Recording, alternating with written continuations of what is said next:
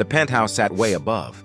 The city like it didn't belong to the same world as the people walking the sidewalks below, all glass and steel and dead silence. The kind of place where even your footsteps felt too loud. And inside it lived Marcus Hale, a billionaire CEO everyone whispered about like he was more machine than man.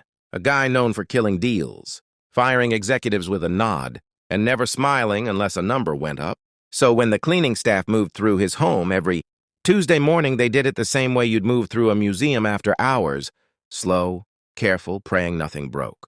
Rosa knew the routine by heart. Head down, no eye contact, in and out. She'd been cleaning this place for almost a year, raising her daughter on tips and overtime, and most days she was invisible enough to feel safe. But today was different because her sitter canceled last minute and daycare. Cost more than groceries. So she brought her daughter Lily with her, promising over and over she'd stay quiet, sit still and not touch a thing. Lily was 6, tiny for her age, hair pulled into uneven pigtails, clutching a beat-up stuffed rabbit with one ear stitched back on. The kind of toy you don't replace because it carries memories instead of fluff. She sat on the rug near the couch, whispering stories to it while Rosa cleaned, and everything was fine until it wasn't, until a soft crack split the quiet, followed by the smallest, bravest attempt at silence a child could manage. Lily's lip trembled. The rabbit's arm had torn clean off. She didn't scream. She didn't wail. She just hugged it to her chest and whispered, "It's okay. I still love you." But the sound of her sniffing carried anyway, sliding down the hallway like it was looking for trouble. Rosa froze. Other staff froze too. Everyone knew that sound, crying, in Marcus Hale's house. Someone hissed under their breath. Someone else shook their head like a prayer already failed. Rosa's heart slammed so hard it hurt because this wasn't just about a broken toy. This was about rent, groceries, survival, and she rushed toward her daughter already apologizing, already bracing herself for the end. Because upstairs, behind a glass door, Marcus Hale heard it. The door to his office opened without a sound. And when Marcus stepped out, the whole place locked up like time hit pause. This tall man in a dark sweater instead of a suit, sleeves rolled just enough to show he'd been working. His face calm but unreadable, the kind of calm that usually came right before bad news. Rosa felt the blood drain from her face. She pulled Lily close, whispering frantic apologies, promising it wouldn't happen again, promising anything, while Lily buried her face in her mom's leg, clutching the broken rabbit like it was a shield. Nobody spoke. Nobody breathed. Marcus's shoes crossed the marble floor, each step echoing louder than it should have, and every pair of eyes tracked him, waiting for the snap, the order, the moment that would send Rosa packing. He stopped in front of them, looked down, not at Rosa, but at Lily, really looked, at the way she was trying so hard not to cry, at the toy dangling uselessly in her hands, at the kind of sadness kids carry when they already know they're not supposed to make noise. For a long second, nothing happened. Then Marcus did something no one expected. He crouched down right there on the cold floor, lowering himself to Lily's level like he had nowhere else to be, and his voice, when he spoke, wasn't sharp or annoyed. It was low, almost careful. "Hey," he said, nodding toward the rabbit. "What happened to your buddy?" Lily peeked up at him, eyes wide, unsure if this was a trick, then whispered, "He broke," like saying it too loud might make it worse. Marcus reached out slowly, took the rabbit in his hands, and the room felt like it tilted. Because this wasn't a CEO handling contracts. This was a man holding a child's entire world. And just before anyone could understand what they were seeing, he said something that made every single person in that penthouse stop thinking about rules, money, or rank, and start wondering who Marcus Hale really was. Marcus turned the rabbit over in his hands like it mattered, like it wasn't just stuffing and thread, but something alive that deserved respect. And the silence in the penthouse grew so thick you could almost hear the city breathing outside the windows, because no one had ever seen him slow down for anything. Not for people, not for problems, not for emotions. Yet here he was, studying a torn seam like it was a serious situation. "Looks like a clean break," he said casually, as if that was normal conversation, then glanced at Lily again. "What's his name?" Lily sniffed and wiped her nose on her sleeve before answering. "Rocket," her voice tiny but proud. and something flickered in Marcus's eyes, something old and quick, like a memory trying to sneak past security. He nodded once. "All right, Rocket," he murmured, then stood up suddenly and everyone flinched, Rosa especially, because this was the moment it usually turned bad. But instead of walking away or calling for someone else, Marcus disappeared down the hall and into his private study.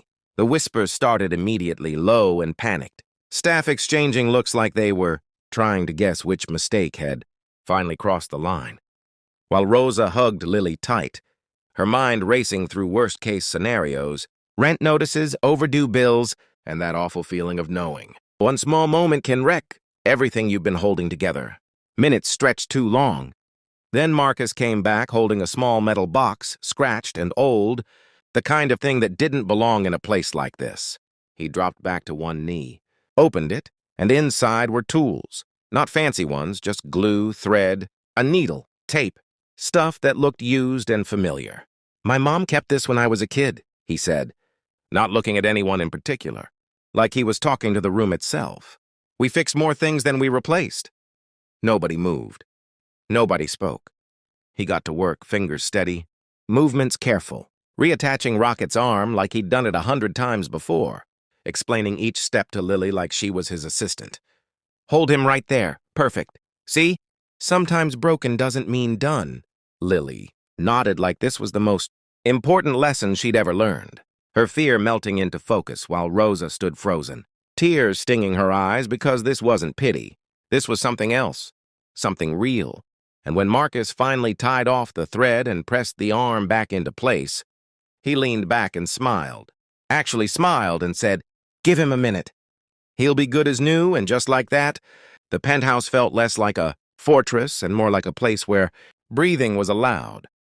But the shock didn't stop there, because after Rocket was patched up and resting on the table, like a patient in recovery, Marcus reached into his pocket and pulled out a folded bill, sliding it across the floor toward Lily. "For bravery," he said, and Lily shook her head fast. "No," she whispered, clutching Rocket again. "You already fixed him." And that's when something shifted again, deeper this time, because Marcus didn't argue, didn't insist. He just stared at her like she'd handed him a truth he forgot existed. He stood up slowly and turned to Rosa, whose hands were still shaking. "She's a good kid," he said simply. Rosa swallowed hard, nodded, managed a thank you that barely came out. The rest of the staff watched like they were witnessing a glitch in reality, the powerful man who usually ignored them now standing there quiet and thoughtful.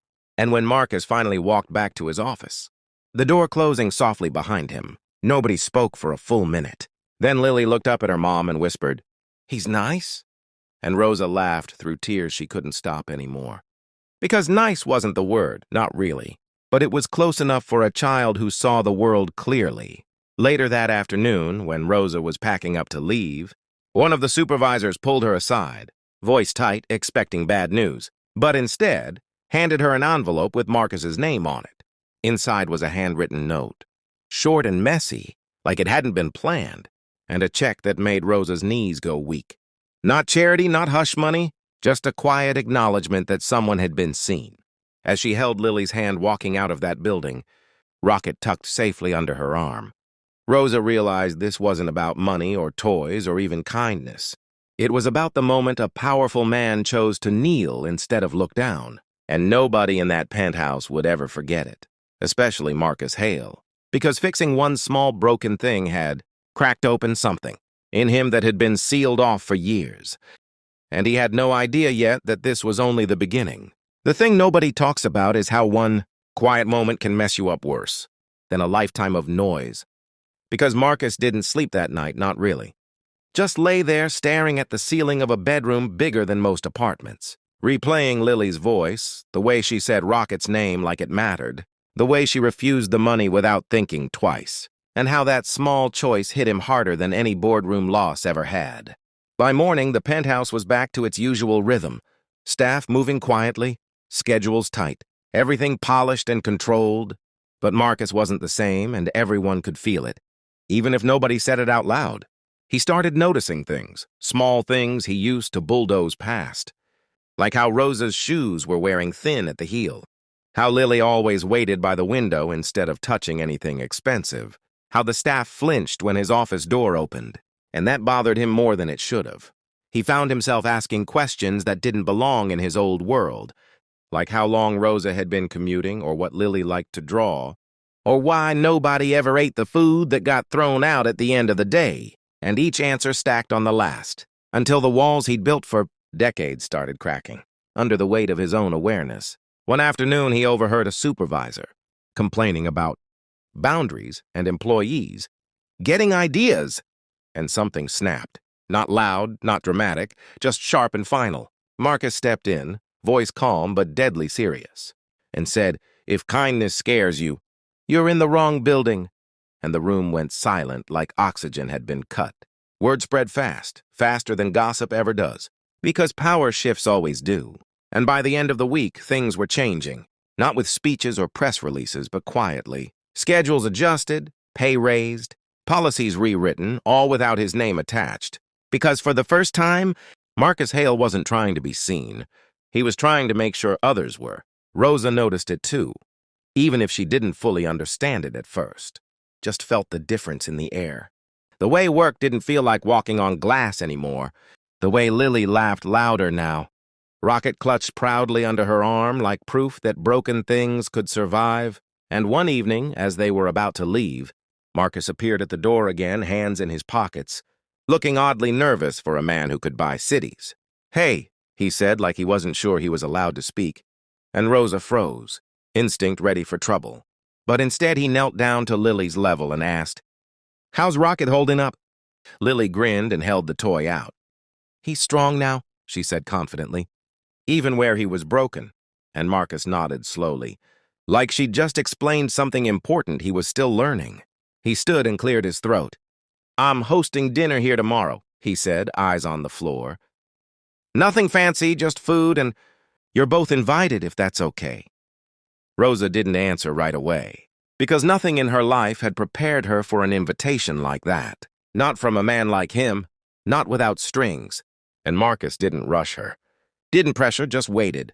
Finally, Lily squeezed her mom's hand and whispered, "Mom, he fixes things," and that was it. The decision made in a way only kids can manage, straight to the heart without overthinking. Rosa nodded, still cautious but curious, and Marcus smiled again, that real one, the one that looked like it might stick this time. As they walked out into the evening air, city lights buzzing around them, Rosa realized this story was no longer about a broken toy or a shocked household. It was about a man learning too late but not too late at all. That sometimes the smallest kindness doesn't just fix what's broken, it rewrites the whole damn ending. And Marcus, watching them leave from the window above, felt something he hadn't felt in years. Not success, not control, but hope. Raw and terrifying and alive.